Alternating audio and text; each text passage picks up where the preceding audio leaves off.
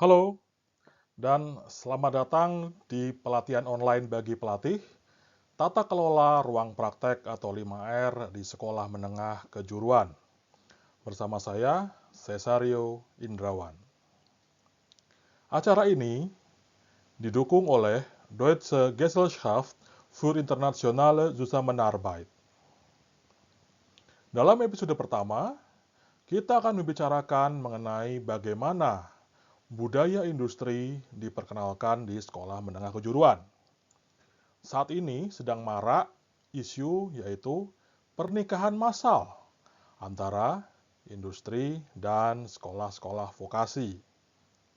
Seperti yang kita pahami, bahwa yang namanya pernikahan tentu harus berdasarkan kesepakatan kedua belah pihak. Tidak ada pernikahan apabila hanya satu pihak yang membuat kesepakatan. Terlebih lagi, bila tidak ada pihak yang membuat kesepakatan, tentu tidak akan terjadi perkawinan atau pernikahan. Nah, sekarang bagaimana kita bisa membuat pernikahan antara sekolah vokasi atau institusi vokasi dengan dunia industri atau dunia usaha ini bisa berlangsung dengan baik, lancar, dan awet.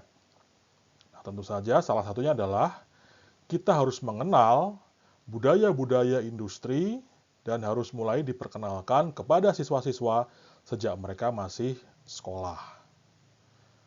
Industri sudah mulai menerapkan lean manufacturing dan kita akan membahas sedikit mengenai bagaimana lean manufacturing dapat bermanfaat bagi SMK atau bahkan dapat diterapkan di sekolah menengah kejuruan.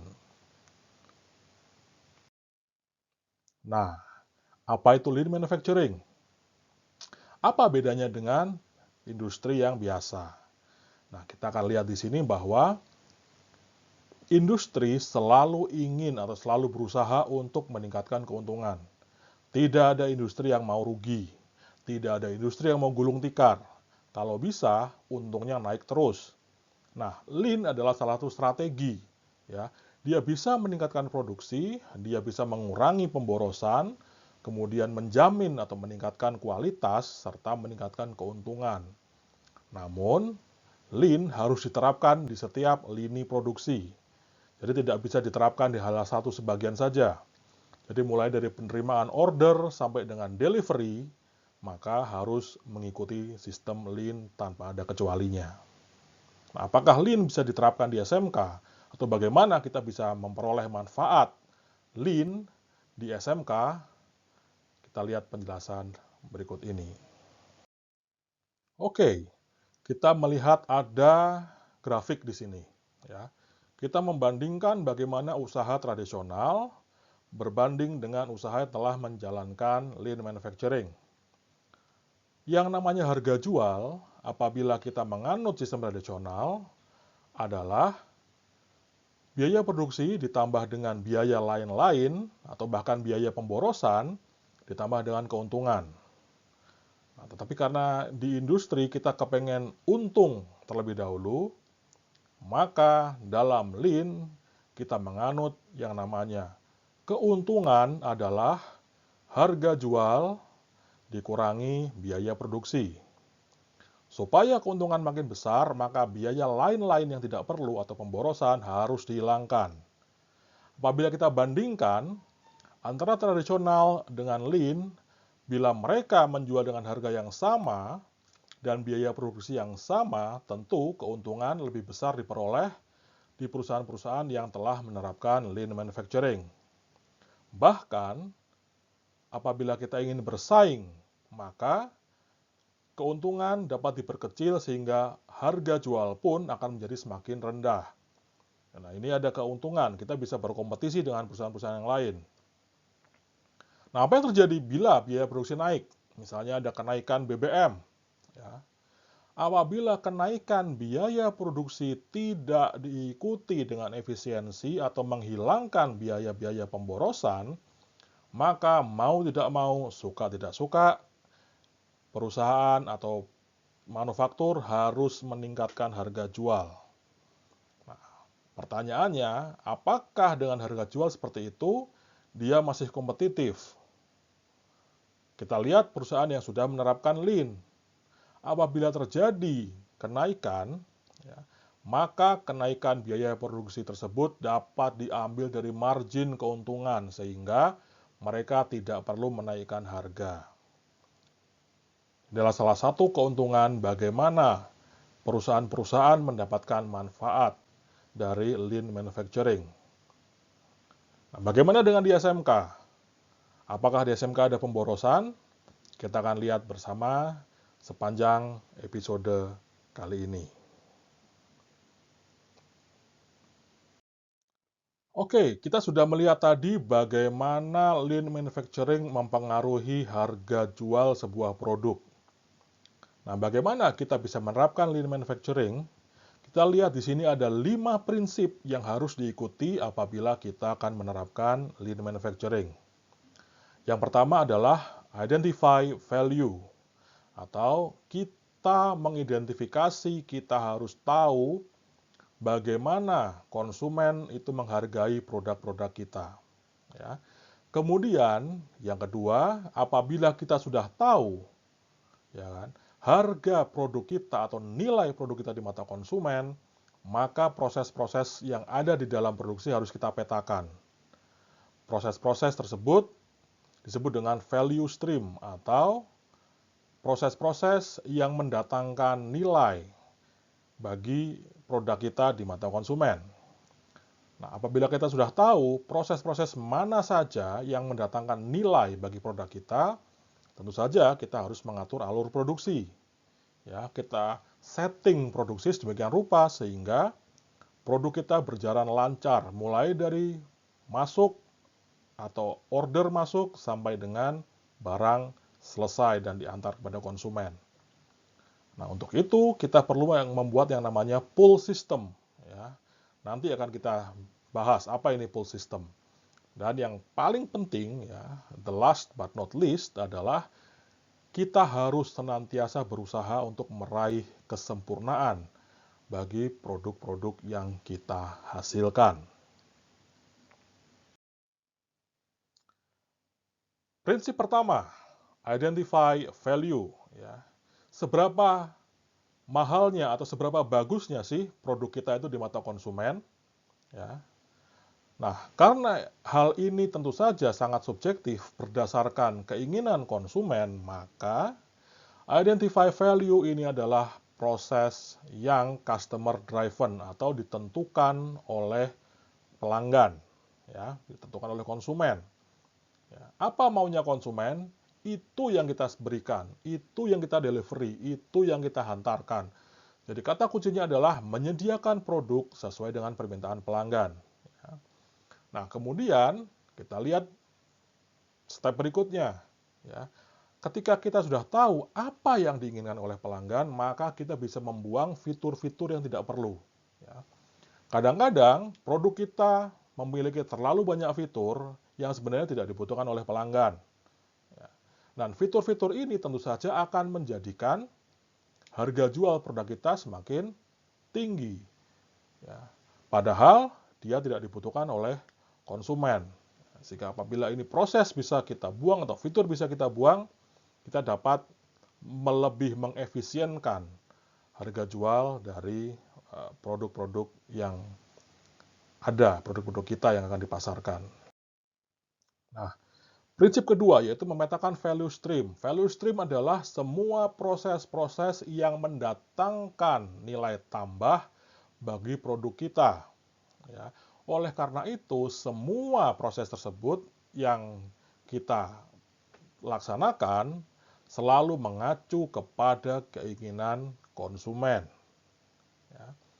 Proses-proses yang berujung pada fitur-fitur yang tidak dibutuhkan harus di-stop, harus dibuang. Nah, inilah kunci yang kedua. Ya. Ketika fitur tidak dibutuhkan, maka proses yang membuat fitur tersebut otomatis juga harus kita buang. Ya. Baik, tahap ketiga yaitu kita mengatur alur produksi. Nah, ketika kita sudah tahu nih, mana-mana saja ya, alur proses yang dibutuhkan, maka kita harus pastikan bahwa mulai dari bahan baku yang kita datangkan sampai dengan pengolahan atau processing di industri dan diantarkan kepada konsumen itu harus lancar. Nah, kemudian kita buat pull system. Ya, pull system ini adalah produksi dimulai saat ada permintaan yang datang. Contoh, ketika kita memproduksi sebuah barang, katakanlah telepon genggam. Ya. Nah, kita harus tahu apa sih yang dibutuhkan oleh pelanggan kita dan seberapa banyak mereka mau membayar untuk produk kita. Apabila handphone atau telepon genggam yang kita hasilkan terlalu canggih, otomatis harganya pun akan semakin mahal. Pertanyaannya, siapa yang mau beli? Ya, jadi kita harus tahu dulu, tentukan dulu sasaran konsumen kita itu siapa, kemudian apa yang mereka butuhkan. Sehingga kita bisa menjual kepada mereka telepon genggam sesuai dengan apa yang mereka inginkan. Nah, itu adalah kunci pertama. Ya. Nah, kemudian yang kedua, untuk membuat telepon genggam tentu kita harus melakukan suatu proses. Nah, kita lihat nih, proses-proses apa yang tidak perlu. Misalkan kita hanya membutuhkan telepon genggam yang tidak perlu dengan kamera, ya, cukup hanya untuk menelpon. Maka proses pembuatan kamera yang ada di tempat kita juga tentu saja harus kita stop, kita buang, kita hentikan.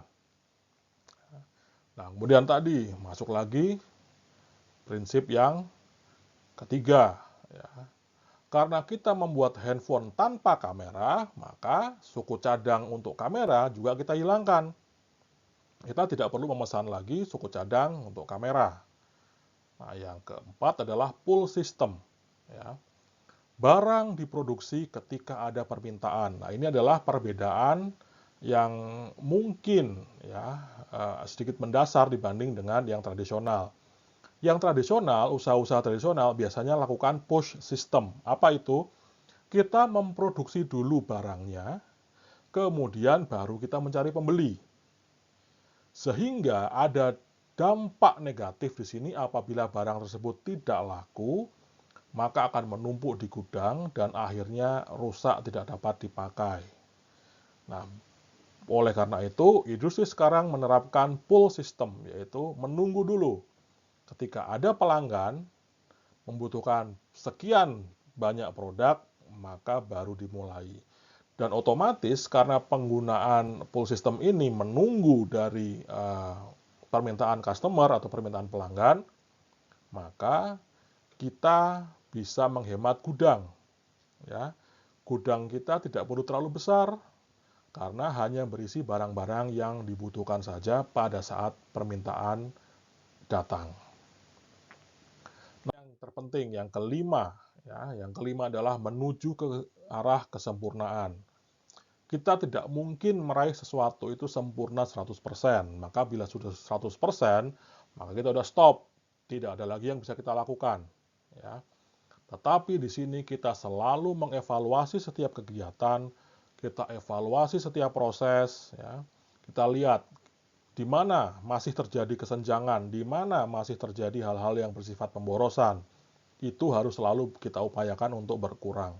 Sehingga yang terjadi adalah peningkatan berkesinambungan. Ya, nah itu adalah 5 prinsip dari lean manufacturing yang diterapkan oleh industri. Ya, jadi dapat kita simpulkan di sini bahwa yang namanya lean manufacturing itu mengutamakan efisiensi, ya, kita mengutamakan kesinambungan rantai pasok dengan produksi, dan yang paling penting adalah zero waste production atau nol pemborosan. Nah, itu adalah ciri-ciri industri, itu adalah prinsip-prinsip industri. Dan bagaimana kita bisa menerapkan tersebut di SMK? Tentunya bisa. Ya. Dengan penerapan di SMK, kita perkenalkan sejak dini, maka banyak sekali keuntungan yang akan kita peroleh. Nah, akan kita bahas di slide berikutnya. Tapi sebelumnya, kita kenali dulu ya sesuatu ya, bukan seseorang Ibu Bapak, atau sesuatu yang bernama Tim Woods ya. Tim ya, Woods ya, Tim Woods. Nah, Tim Woods ini adalah merupakan singkatan dari 8 waste atau 8 limbah, 8 pemborosan yang terjadi di industri. Apa saja? Pertama adalah transportasi, transportation. Maksudnya adalah barang yang kita produksi itu harus dibawa dari tempat yang jauh. Ya, misalnya bahan bakunya kita datangkan dari negara lain. Bahan bakunya kita datangkan dari provinsi lain. Nah, ini tentu saja biaya transport tersebut kan mau tidak mau harus masuk ke dalam biaya lain-lain. Kita harus masukkan ke dalam biaya produksi. Apabila kita bisa kurangi biaya transportasi, maka otomatis biaya produksinya pasti akan menurun. Ya. Nah, kemudian yang kedua, ini juga yang paling mudah terlihat ya. Pemborosan yang paling mudah terlihat adalah inventory atau inventaris atau stok. Ada stok material menumpuk di gudang, ada sisa produksi menumpuk di gudang, ya. Atau ada barang-barang yang tidak dibutuhkan oleh customer. Ya, pelanggan hanya pesan 1000 unit, tetapi untuk jaga-jaga biasanya kita lebihkan, misalkan 200 unit. Akhirnya numpuk barang 200 unit yang nggak bisa diapa-apain. Karena ya seperti kita tahu bahwa hak cipta atau hak atas barang tersebut selalu ada di tangan customer. Ya. Produsen nggak bisa jual barang seenaknya, ya apalagi itu barang yang pesanan dari pelanggan gitu. Kemudian bahan baku itu juga, ya. Produksi belum dimulai, bahan baku sudah menumpuk. Atau produksi hanya butuh 1000 unit, kita memesan lebih. Nah, ini juga termasuk pemborosan, karena penumpukan barang di gudang apabila sampai tidak dapat digunakan, harus kita buang, itu akan menimbulkan kerugian. Ya. Kemudian motion, ya. Pemborosan yang ketiga adalah motion atau gerakan. Apa maksudnya?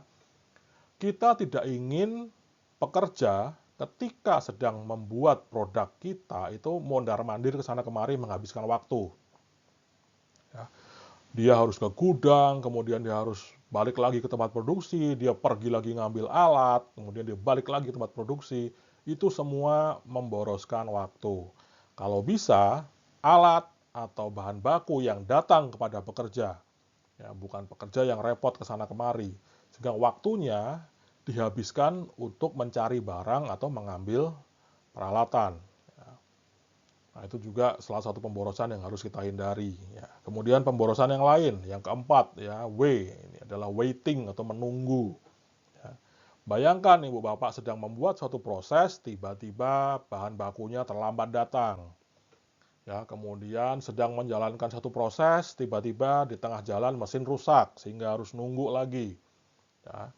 Waiting atau menunggu ini banyak sekali penyebabnya, dan itu harus kita antisipasi.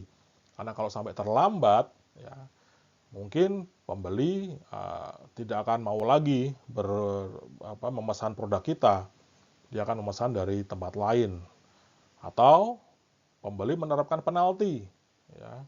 Hal ini terjadi misalkan kalau pengadaan barang dan jasa pemerintah, tuh Bu, ya. Kalau terlambat kita delivery, maka ada denda sekian per mil dari nilai kontrak. Ya. Itu merugikan. Siapa yang rugi? Tentu pengusaha.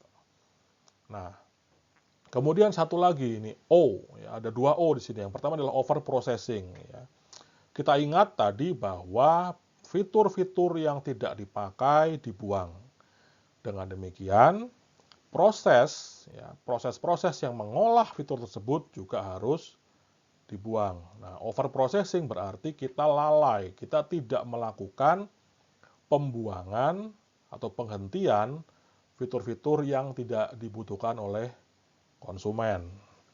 Nah, sehingga terjadi overprocessing karena siapa yang mau membayar fitur-fitur yang tidak dipakai? Ya, kalau kita bebankan kepada konsumen, harga pasti naik. Kalau itu kita yang menanggung, keuntungan pasti akan turun, ya, sehingga merugikan sekali. Nah, kemudian overproduction, tadi sudah sempat saya singgung di atas, ya, adanya sisa berlebih, ya, stok yang menumpuk. Gitu. yang nggak bisa diapa-apain. Ya. Nah, kemudian ada lagi satu waste atau limbah yang juga mudah kita amati, yaitu defect atau barang cacat, ya, barang cacat produksi. Ada dua pilihan, Ibu Bapak kan. Pertama, ini barang kita buang, atau kedua, kita rework, kita kerjakan ulang. Dan dua-duanya butuh waktu, butuh tenaga, butuh biaya. Pertanyaannya adalah siapa yang akan membayar? Apabila kita bebankan ke konsumen, konsumen pasti tidak akan mau. Oh, itu kesalahan dari produksi kok. Kenapa saya harus bayar kesalahan dari pabrik? Ya. Nah, kemudian yang jarang terlihat itu adalah yang terakhir, S, yaitu skill, ya, keterampilan pekerja. Ya. Nah, kunci dari sini adalah kita harus bisa menempatkan pekerja sesuai dengan skill atau keterampilan mereka. Jangan sampai mereka punya skill tidak dapat kita manfaatkan dengan penuh. Ya, mungkin karena peralatan tidak ada atau proses kerjanya yang tidak ada, sehingga kita rugi. Kita bayar pekerja itu dengan upah yang cukup tinggi, tetapi kita tidak bisa manfaatkan keahlian mereka secara penuh. Itu yang dimaksud dengan skill. Ya, sekalian ada 8 pemborosan yang harus kita hindari, terutama di industri. Ya. Nah, untuk menekan, ya, kita harus turunkan pemborosan tersebut sekecil mungkin. Kalau bisa, nol. Nggak ada lagi pemborosan. Caranya gimana? Nah, salah satunya adalah menggunakan 5S. Ya, itu kalau dalam bahasa asing. Ya. Aslinya itu dari Jepang, itu 5S. Ya. Nah, tetapi kita terjemahkan dalam bahasa Inggris menjadi short, ya, kita terjemahkan lagi ke dalam bahasa Indonesia menjadi meringkas atau ringkas. Kemudian set in order atau straighten up, ya, merapikan, rapi. Kemudian kita gosok sampai kinclong, ya, jadi namanya adalah shine. Nah, kita buat jadi mengkilap, kita bersihkan, ya, kita resik, gitu. Nah, kemudian ringkas, rapi, dan resik ini kita jadikan satu standar, ya, kita standardize. Oleh karena itu kita rawat sistemnya jadi R yang keempat. Nah, setelah R yang keempat kita capai, ketika ringkas, rapi, resik tersebut telah menjadi sesuatu yang standar, maka kita pertahankan, kita jadikan, ya, R ini sebagai habit, sebagai budaya. Sehingga mau nggak mau kita akan rajin, ya, dalam melakukan ringkas, rapi, dan resik. Nah, jadi adalah 5R, itu adalah kuncinya. Jadi kita tarik lagi dari awal, bahwa perusahaan harus seminimal mungkin menekan pemborosan. Ya. Ada 8 pemborosan yang sering terjadi, yang Tim Woods itu. Dan upaya untuk menekan itu adalah dengan melaksanakan 5R. Baik. Nah, sebelum kita melangkah lebih lanjut tentang 5R, kita sudah tahu tadi 5R adalah ringkas, ya. Kemudian straighten up, ya, rapi dan resik. Kemudian kita standarkan, ya, menjadi kita rawat sehingga menjadi satu budaya, yaitu rajin. Ternyata sistem itu tidak hanya diadopsi oleh industri, tetapi juga adalah merupakan kewajiban hukum. Kalau nggak percaya, kita lihat, ya. Di Undang-Undang Republik Indonesia Nomor 1 Tahun 70 tentang Keselamatan Kerja, di situ mengatur hal-hal tentang kebersihan tempat kerja, kenyamanan tempat kerja, kerapian tempat kerja. Yang terdapat di Pasal 3 ayat 1, di situ ada 18 persyaratan, di mana 5R merupakan bagian dari itu. Ya, silahkan Anda buka sendiri undang-undangnya, kita lihat di sana apa saja sih 18, apa betul 5R menjadi bagiannya. Itu adalah PR bagi Anda. Nah, kemudian selain persyaratan hukum, ternyata 5R ini juga persyaratan standar, ya. Ada standar manajemen mutu ISO 9001, kemudian standar manajemen lingkungan atau ISO 14001. Ada lagi standar keselamatan dan kesehatan kerja ISO 45001 dan SMK 3 Peraturan Pemerintah Nomor 50 Tahun 2012 semuanya juga mensyaratkan efisiensi dan keselamatan di tempat kerja. Ya. Dan karena SMK itu adalah miniatur ya, dia adalah miniatur tempat kerja, dia adalah tiruan tempat kerja, oleh karena itu wajar. Ya, wajar dan menurut saya juga wajib apabila kita menerapkan standar-standar yang selaras dengan standar yang diterapkan oleh industri. Nah, disinilah letak kata kuncinya, ya, bahwa perkawinan antara SMK dan industri akan berhasil ya bila SMK tahu apa sih yang diinginkan oleh industri dan kita bisa memenuhi itu semua. Gitu. Ya, baik kita kan. Nah, oleh karena itu tadi bisa kita simpulkan ya bahwa dunia SMK kan sangat berbeda, dunia pendidikan sangat berbeda dengan dunia industri. Ya. Di SMK itu ya mungkin masih lebih nyantai dibanding industri ya. Ada cacat produksi ya sudahlah kita maafkan ya. Sampai inventorinya terlalu banyak ya kita maafkan gitu. Nah, oleh karena itu dengan budaya yang demikian berbeda ya ada kesenjangan, ada gap. Industri ada di sini, SMK ada di sini. Industri ada di naik lagi, SMK. Nah, gap ini harus kita setarakan, kita hilangkan sehingga posisinya sama. Disinilah nanti kunci dari kesuksesan ya antara perkawinan tadi tuh ya, dunia industri dengan dunia vokasi. Nah, kemudian apabila kita perhatikan lagi, kita anggaplah SMK itu adalah pabrik. Ya. Pabrik, guru-guru sebagai pekerja pabrik gitu ya, yang memproses calon siswa sebagai intake ya, inputnya adalah calon siswa, diproses di SMK sampai menghasilkan. Nah, ini ada 3 kemungkinan ya. Hasil pertama diserap oleh industri, ya, ini yang diharapkan ya. Hasil yang kedua setidak-tidaknya bisa menjadi pekerja yang mandiri atau entrepreneur gitu Pak ya, wirausaha. Nah, mungkin ada juga yang siswa lulusan SMK melanjutkan ke pendidikan tinggi. Nah, kita lihat berarti customer atau pelanggan atau konsumen SMK itu sebagian besar adalah industri. Nah, kalau SMK kita tidak menghasilkan lulusan yang diminati oleh industri, bagaimana kita akan bertahan?